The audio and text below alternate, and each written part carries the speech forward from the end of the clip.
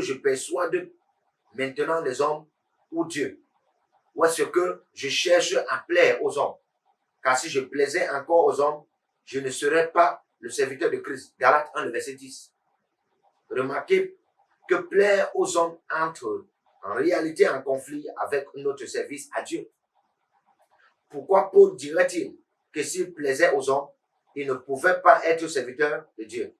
C'est parce que plaire aux hommes est souvent diamétralement opposé à plaire à Dieu. Vous voyez, les nobles ont des chirurgiens et des médecins prêts à les soigner dans les hôpitaux européens et américains. Ils ne cherchent pas de solution dans l'église. Lorsque les gens se lèvent pour témoigner qu'ils sont guéris de maux de tête et de douleurs aux genoux, le noble ricane avec des dédains. 5. La gloire de l'homme vous empêchera de devenir ministre en plein temps. Être en plein temps dans le ministère serait impossible si nous voulions le respect et l'admiration des hommes. Laissez-moi vous poser une question. Aux yeux des hommes, qu'est-ce qui est le plus honorable? Vivre des recettes des masses pauvres ou vivre des revenus d'un chirurgien, d'un enseignant? Nous voulons être comme Jésus et pouvons dire, je ne reçois pas de gloire des hommes. Peut-être y a-t-il plus de personnes douées avec des appels plus élevés que nous-mêmes. Cependant, beaucoup de ces appels n'ont jamais été remplis parce que les hommes aimaient l'admiration des autres hommes. Nous ne recevons pas d'honneur des hommes, mais ils font toutes leurs œuvres pour être vus des hommes. Matthieu 23, le verset 5. Alléluia. 6. La gloire de l'homme vous fera acquérir des choses que vous ne deviez pas avoir. Peut-être craignez-vous le mépris et la désapprobation des hommes. Je vous dis que s'il y a une chose qui nous guette, c'est cette maladie que j'appelle rechercher la gloire des hommes. Les voitures que nous conduisons sont souvent dictées par la gloire des hommes. Nous devons conduire des voitures avec des noms particuliers. Nous sacrifions tellement pour avoir certains types de voitures afin que les êtres humains nous admirent et nous approuvent. 7. La gloire de l'homme vous empêchera de lever les fonds. Même si certains sont pasteurs, ils s'inquiètent de leur réputation dans le ministère. Ils ne veulent pas que la congrégation pense qu'ils sont du genre à se lancer dans le ministère pour l'argent. Ils veulent être beaux et dignes à tout moment. Bien des fois, sans le savoir. La gloire de l'homme a été la plus forte influence sur les ministres. Pourquoi ne voudrez-vous pas vous tenir au coin d'une rue et prêcher? C'est parce que vous pensez que vous êtes un pasteur digne, qui est au-dessus des grands et des rangs d'un nouveau converti zélé. L'Église s'est éloignée de beaucoup de choses pratiques qui donnent des résultats tangibles.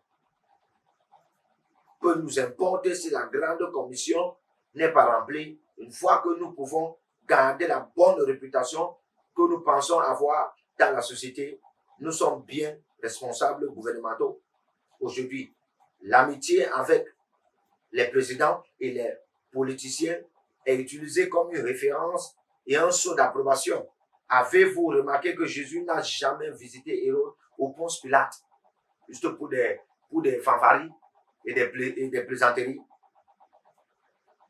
Il n'a jamais cherché à se lier d'amitié avec ses autorités laïques. Comme nous sommes différents aujourd'hui, les pasteurs voyagent de nation en nation, rencontrent un président après l'autre.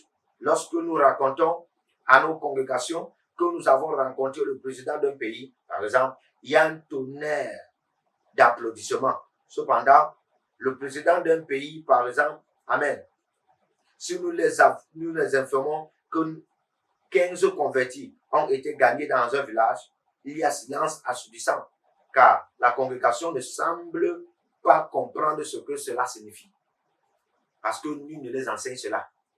On les enseigne cela, Amen, dans les rêves. C'est-à-dire que c'est seulement dans les rêves qu'on voit qu'on enseigne le peuple la conversion des esprits et la transformation des âmes.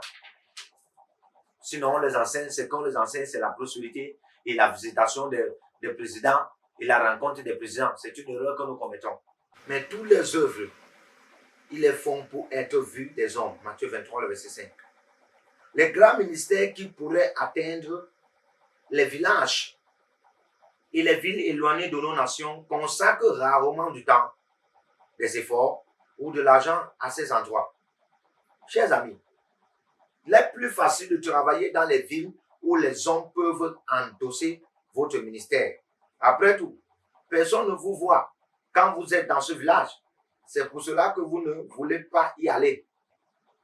N'oubliez pas que la gloire de Dieu est bien plus importante que l'approbation et la gloire des hommes. Ne recevez pas de gloire venant des hommes qui va vous empêcher, amen, d'être le serviteur de Dieu, d'être avec qui Dieu aimerait que vous soyez, amen. Ne recevez pas de telle gloire.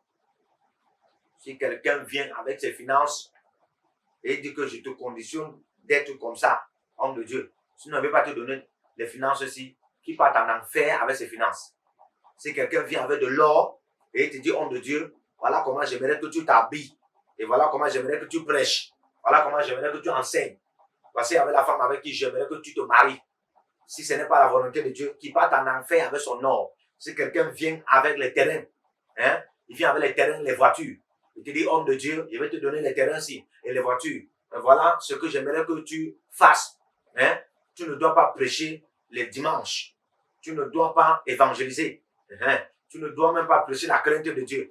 Dis-lui que j'ai dit, my name is Brother Amos Dewey, qui part en enfer avec son nom, qui part en enfer avec ses terrains, qui part en enfer avec sa génération. Lui et sa mère, ses enfants, ses oncles, sa tante, qui partent en enfer. Amen. Faut pas donner la gloire de Dieu aux hommes. Il ne faut pas prendre la gloire des hommes.